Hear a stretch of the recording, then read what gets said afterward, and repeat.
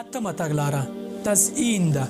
له دې لارې شیطان انسان ته کوچني ګناهونه بیخي نه ښکاره کوي، بیخي ګناه ورته نه ښکاري او لوی ګناهونه ورته کوچني ښکاري.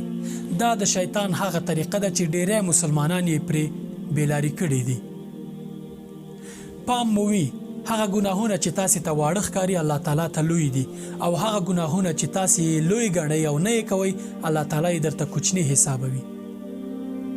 الله تعالی فرمای افمن زین له سوء عمله فرآه حسنه، هغه چاته چې د عملونه ښه کړای شوي وي او دی یې ښه ګڼي. رسول الله صلی الله علیه وسلم فرمای د ګناه له کوچني ګڼنو له ځان وساتئ، ځکه دغه کوچني کوچني ګناهونه داسې لویږي چې بالاخره انسان پرې هلاک کیږي. د اوسنیو مسلمانانو یوه ستونزه دا ده چې ته ورته کله وایي چې دا کوچنی ګناه ده مه یې کوه، تا ته وایي چې زه خو قتل نه کومه، زه خو زنا نه کومه، زه خو حرام نه خورمه، زه خو غلا نه کومه.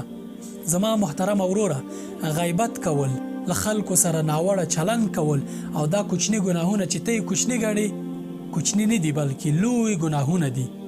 الله تعالی ته په لوی ګناهونو حساب دي او دا که ټول وخت په وخت زیاتیږي په تا باندې بالاخره د حدیث په بنسټ تباه کوي او هلاک کوي دي.